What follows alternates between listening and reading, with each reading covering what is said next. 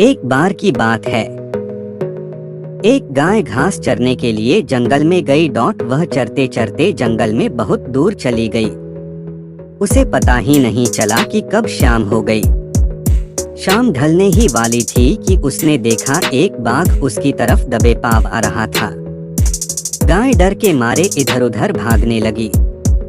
वह बाघ भी उसके पीछे दौड़ने लगा। दौड़ते हुए गाय को सामने एक तालाब दिखाई दिया। घबराई हुई गाय उस तालाब के अंदर घुस गई। वह बाघ भी उसका पीछा करते हुए तालाब के अंदर घुस गया। तब बाघ ने देखा वह तालाब बहुत गहरा नहीं था, उसमें पानी कम था और वह कीचड़ से भरा हुआ था। उन दोनों के बीच दूरी काफी कम हो गई, लेकिन अब वे दोनों कुछ भी नहीं कर पा रहे थे। वह गाय उस कीचड़ के अंदर धीरे धीरे धंसने लगी। वह बाघ भी उसके पास होते हुए उसे पकड़ नहीं पा रहा था। बाघ भी धीरे धीरे कीचड़ के अंदर धंसने लगा।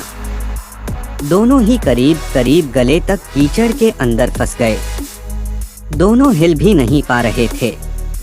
गाय के करीब होने के बावजूद भी वह बाघ उसे नहीं पकड़ पा रहा था। थोड़ी देर बाद उस गाय ने उस बाघ से पूछा, क्या तुम्हारा कोई गुरु या मालिक है? बाघ ने घुर्राते हुए कहा, मैं तो जंगल का राजा हूँ, मेरा कोई मालिक नहीं, मैं खुद ही जंगल का मालिक हूँ। फिर गाय ने कहा, लेकिन तुम्हारी उस शक्ति का यहाँ पर क्या उपयोग है?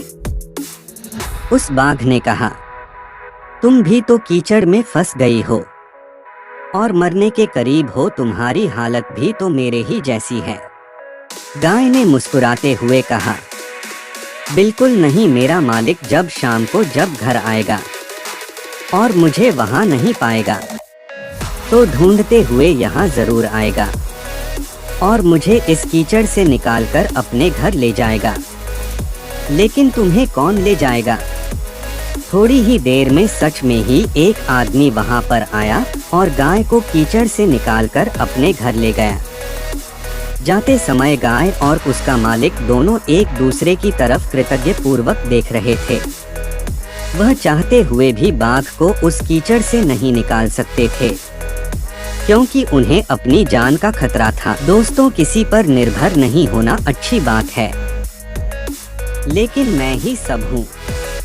मुझे किसी के सहयोग की कोई आवश्यकता नहीं है।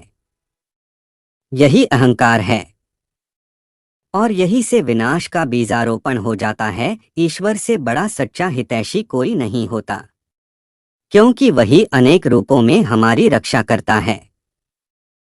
इस कहानी में गाय समर्पित हृदय का प्रतीक है, बाघ अहंकारी मन का प्रतीक है और मालिक ईश्वर का प्रतीक है। कीचड़ यह संसार है और यह संघर्ष अस्तित्व की लड़ाई है।